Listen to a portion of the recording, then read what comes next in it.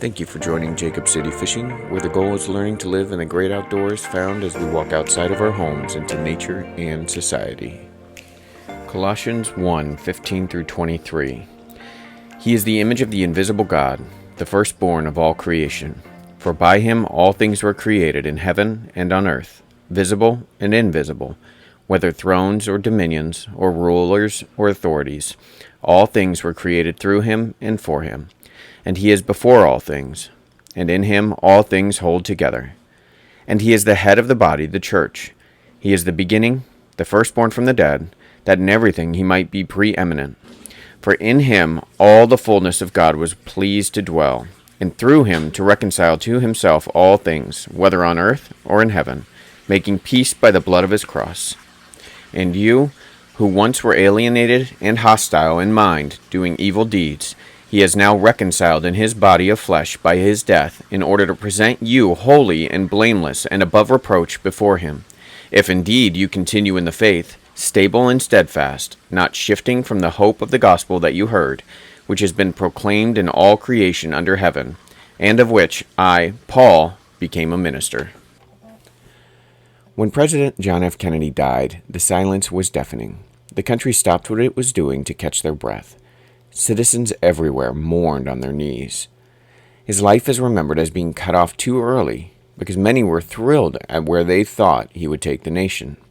His inauguration was one that is still remembered because of the excitement and fervency to support him.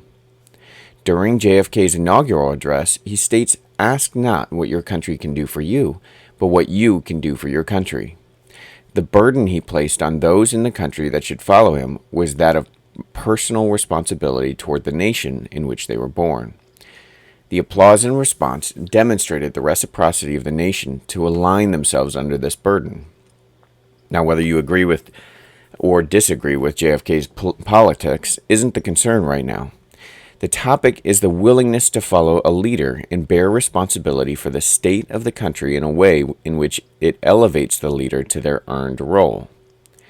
We should bear this same, or at least a similar, form of loyalty and burden for those that rule within the state government, as well as governors, senators, congressmen, mayors, and even church leaders, church elders. We demonstrate our loyalty to America through our submission and election for those leaders who make decisions on our behalf. Elders in the church are similar in this role, because our submission and willingness to hold them accountable is reflective of our submission under Christ as the head of the church.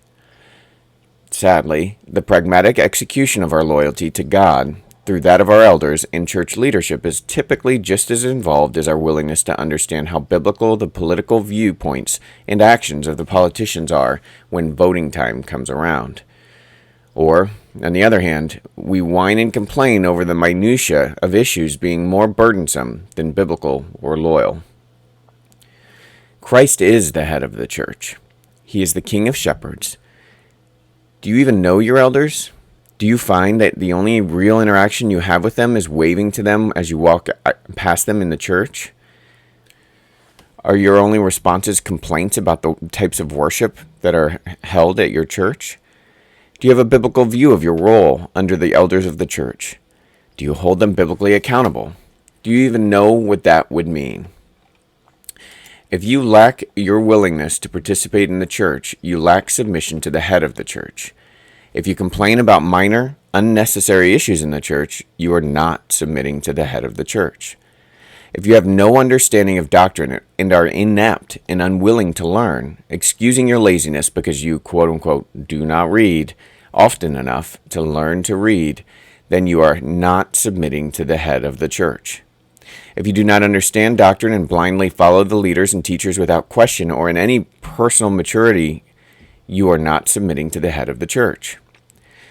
With that said, are you submitting? Can you honestly say you are submitting to him, Christ, as your ruler? Are you demonstrating your submission through biblical submission to the elders in your church? If not, it's time to repent. If so, what about outside the church? Are you being obedient to Christ by evangelizing, being hospitable, giving God-fearing wisdom to others, or working ethically and with integrity? Take a moment to truly consider whether you really know Christ and submit to him. As the Colossians would have had to reflect on Paul's understanding of Christ's place as head of the church, so too we should be reflecting on whether or not we submit to him as head of the church. And in reflection of that, we see that pragmatically in our submission to the elders of the church in the right biblical way. Thank you for taking a moment to consider what God has to say during your adventure outdoors. Please click the subscribe button below along with the notifications button on the YouTube channel so you learn how to survive and thrive in these great outdoors.